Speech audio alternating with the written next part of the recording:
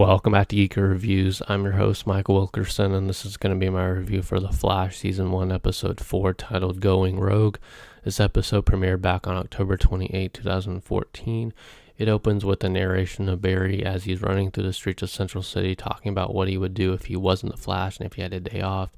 So if he wasn't the Flash and he had a day off, he would basically be at the crime lab working, or he would be at home chilling. And I find it funny that on his days off, he's working and he's coming in, especially when the police have to pay for that kind of thing, for people to, show up. And any job in general would just have to pay you for being there, even on your days off. And I'm sure they wouldn't always be maybe, they want the extra help sometimes, but not always. So it made me wonder how many times he actually really did this. And that David Singh, his captain, would be so cool with him just showing up on his days off or late to crime scenes. It's pretty funny. How chill do you have to be just to work there? I guess very, who knows? So basically now that he's at Star Lab and he has friends now, life's not so lonely. He goes there to basically test the speed of his mind. So he's playing chess against Dr. Wells, ping pong against Cisco, and Operation against Caitlin. And he ends up crushing it at Operation and ping pong, but he ends up, failing at chess. Dr. Wells says there needs to be some more testing they need to do to kind of evaluate his mind and, the way he processes things, that kind of thing, which is fair. He's still processing, he's still learning to be a hero. Yet at this point, he's still a rookie. So, I appreciate that. It gives them something to actually do and test and whatever, that kind of thing. But I find it funny that Caitlin plays Operation, the doctor of the show, and she fails spectacularly at it. And the joke is it's not as easy as it looks. And honestly, I'll give it to her. It's not even anatomically correct or anything. How this is presented, how you literally are surgery, just taking bones out of people's bodies. That's not how it works in the real world. So it's just kind of a little funny gag that they set up.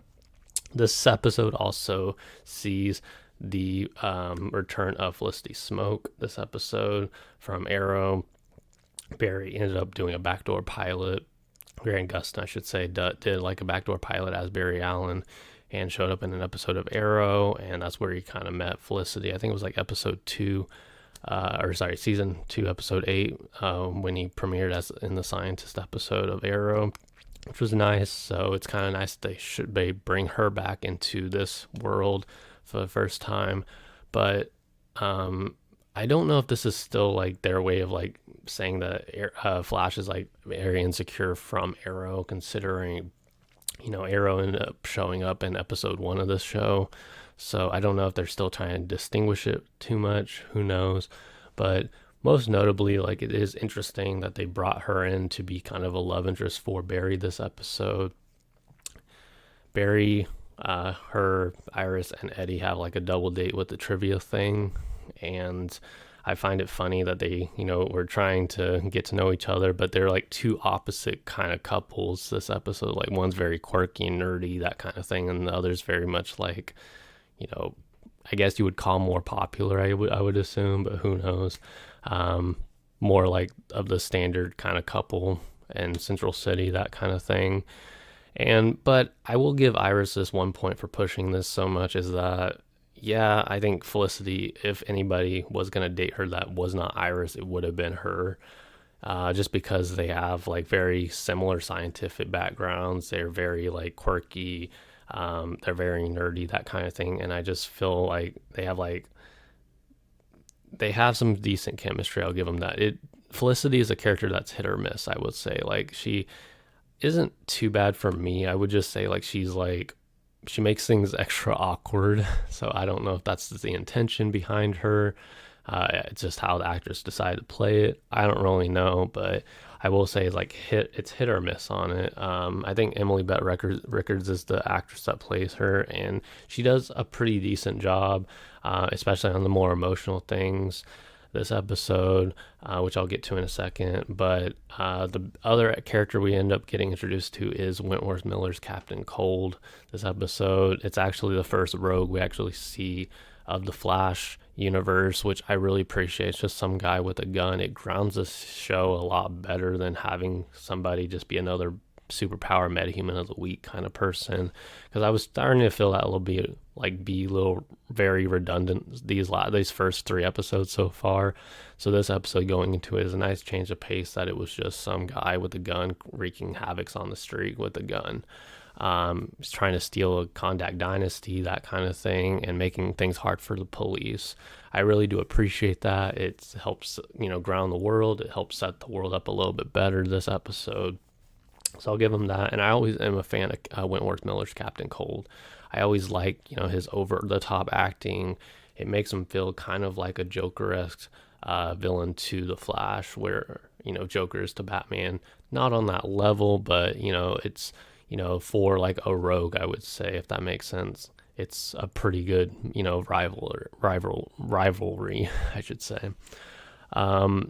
But yeah, I think Iris and Joe and Eddie kind of has this like funny dynamic where Eddie keeps telling Joe about their love life together, which I found really stupid and ironic, because I was like, well, why would you want to tell him this, especially because you guys aren't friends? Joe actually makes the point of this episode, and I'm just like, I'm with Joe this time. Like, Eddie, there's no reason that Joe needs to know anything about your love life with your daughter. And it's so weird that they're trying to make it where, like, they have 2 seasons in a row where they basically date their partners, which is weird.